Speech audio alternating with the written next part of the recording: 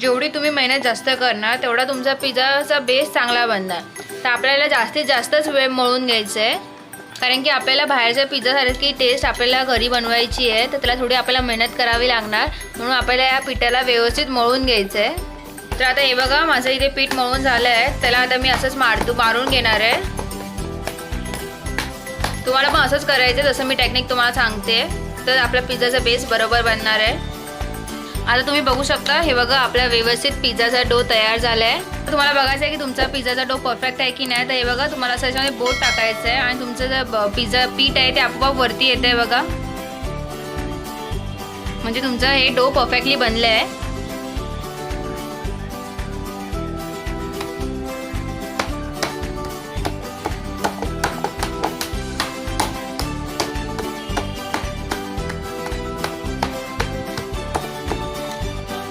हे बघा, आता हा आपला डो तयार झाला आहे. तर आता याला 10 मिनिटासाठी साईडला ठेवून देणार आहे. तर आता इथे बघा 10 मिनिटं पूर्ण झाली आहेत आणि आपले हे पीठ तयार आहे.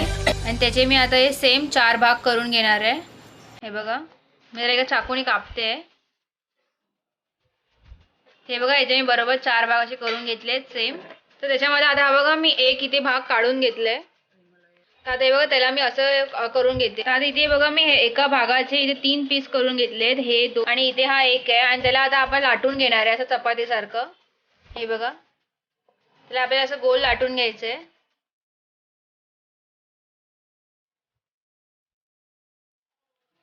तर हे बघा, माझी चपाती लाटून झाली आहे. तसेच मी आता 3 चपाती लाटून घेणार आहे. आता त्याला हे बघा, मी एका तव्यावरती टाकलंय आणि त्याला आपल्याला असं चपातीला सारखं भाजून घ्यायचं नाहीये, फक्त लगेच पलटायचं आहे त्याला. त्याच्यावरती फोड वगैरे काहीच आले नाही पाहिजे. हे बघा, त्याला मी सतत परतत राहते, तसंच ठेवून द्यायचं नाही आपल्याला त्याला. आणि इथे बघा, मी इथे गॅसचा फ्लेम स्लोच ठेवलाय. तर त्याच्यावरती मी दुसरी चपाती टाकते आणि तिला पण आपण सतत परतत राहणार आहे. हे बघा, ते सतत परतत राहायचंय. त्यातला मी आता एक गोळा घेतलाय. हे बघा, आणि त्याला पण मी आता व्यवस्थित मळून घेते. हे बघा, तुम्हाला पण त्याला असंच करून घ्यायचंय. आतल्या बाजूने त्याला फोल्ड करत जायचंय. त्याच्यात थोडंसं मी सुका मैदा टाकणार आहे. तर त्याला पण मी आता लाटून घेते जरा इथपर्यंत.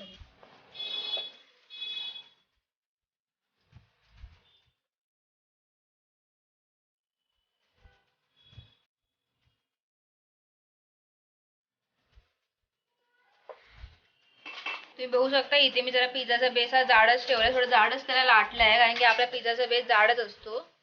तर मी इथे हा फोक चमचा घेतलाय आणि त्याच्याने घेणार आहे.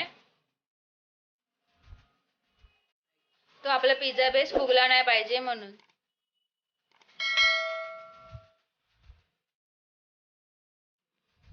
हे बघा, ते असंच आपल्याला करून घ्यायचंय. आता हे बघा, आपला पिझ्झाचा बेस तयार आहे. तर आता हे बघा, मी इथे एक ताट घेतलं आणि या ताटामध्येच मी आता पिझ्झा बनवणार आहे. प्लेटला आपल्याला चांगलं बटर लावून घ्यायचं आहे. तर ते एका मी ब्रश घेतलाय आणि त्या ब्रशने मी प्लेटला पूर्ण बटर लावून घेते. त्यावरती मी हा पिझ्झा बेस ठेवणार आहे, जो आपण मगाशी बनवून घेतला होता.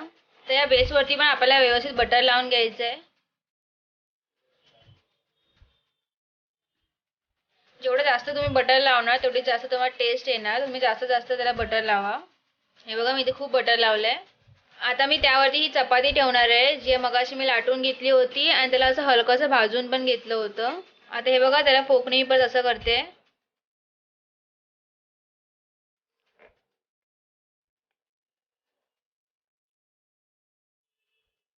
आता त्यावरती मी परत बटर लावून घेणार आहे. आपल्याला जास्तीत जास्त बटरचा वापर करायचा आहे इथे. तर आता इकडे हे बघा, आपला बटर लावून झालंय. चारी बाजूने मी त्याला बटर लावून घेतलं होतं. तर आता इथे हे बघा, मी हे रेड चिली सॉस घेतलंय आणि त्याला आता आपल्याला लावून घ्यायचंय पिझ्झाच्या बेसला. हे बघा, मी इथे एक चमचा त्याच्यावरती टाकलाय आणि त्याला मी सगळीकडे स्प्रेड करते आणि त्याच्यावरती मी आता हा एक चमचा पिझ्झाचा सॉस टाकते. तर आता हे बघा, त्याला मी स्प्रेड करते आणि त्यामध्ये मी आता हा एक चमचा टोमॅटो सॉस पण टाकणार आहे. आणि आता हे बघा, त्याला मी व्यवस्थित सगळीकडे स्प्रेड करून घेते.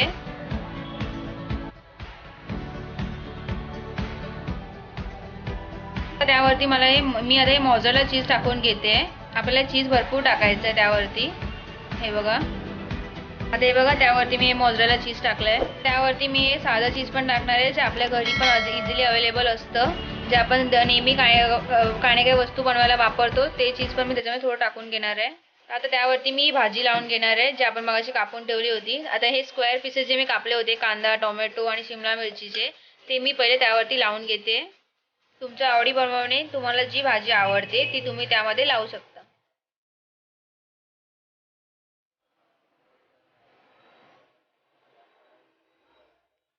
आता यावरती मी शिमला मिरची पण लावून घेते. आता तुम्ही बघू शकता मी सर्व भाजी व्यवस्थित त्याला लाईनीत लावून घेतली आहे. आता मी त्यावर थोडा मका टाकून घेणार आहे. या मक्याला मी पहिले उकळून घेतलं होतं. आता हे बघा, जो पिझ्झाचा बेस आपल्या साईडचा होता त्याला आपल्याला जरासं असं फोल्ड करून घ्यायचं आहे वरती. जसं हे बघा मी करते तसंच तुम्हाला पण त्याला साईडून असं करून घ्यायचं आहे गोल. आपल्याला त्याला चारी बाजूनी करून घ्यायचं तसंच. तर हलकंसं असं वर प्रेस करायचं आहे त्याला.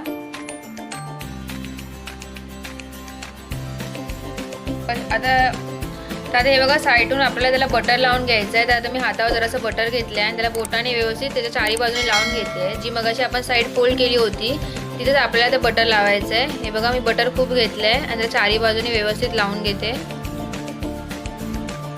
तर हा बघा, आपला पिझ्झा आता कढईमध्ये जायला तयार आहे. तर ही बघा, आपली इथे कढई प्रीहीट झाली आहे आणि त्यावरती मी आता ही पिझ्झाची आपली प्लेट ठेवणार आहे.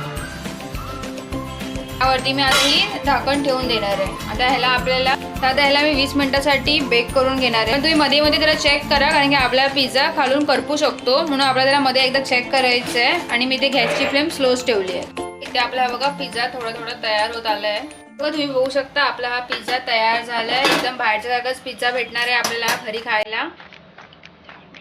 त्यावरती मी आता हे ऑरिगॅनो टाकणार आहे. आपल्याला पिझ्झा गरम असते वेळेस त्यावरती टाकून घ्यायचं आहे त्याला. हे बघा, त्याच्यावरती जरासं मी स्प्रिंकल करते.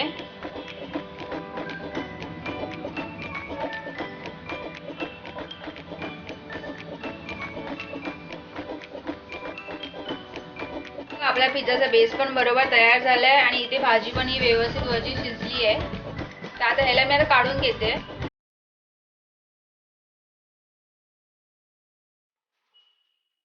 कढईमध्ये मी दुसरा पिझ्झा पण करून घेणार आहे. तर त्याच्या प्लेटला मी आता पहिला बटर लावून घेते.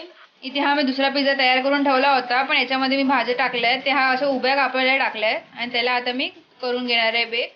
आता हे बघा, हा मी पिझ्झा कढईमध्ये ठेवलाय. आता ह्याला पण मी बेक करून घेणार आहे. मला घरी बनवायला पूर्ण 25 मिनिटं लागली आहेत. 25 मिनिटांमध्ये हा पिझ्झा आपला तयार झालाय. तुम्ही इथे बघू शकता, हा आपण डबल बेस पिझ्झा बनवला आहे. आणि तुम्ही जरा पिझ्झाचा बेस पातळच लाटा. त्याला जास्त तुम्ही जाड करू नका, कारण की आपण त्याला कढईमध्ये बनवणार आहे म्हणून. आणि जर तुम्हाला आता माझी रेसिपी आवडली असेल पिझ्झाची, तर माझ्या चॅनल सबस्क्राईब करा, बेल आयकॉनवर क्लिक करा आणि मला कमेंट करून सांगा की तुम्हाला माझी आजची रेसिपी कशी वाटली.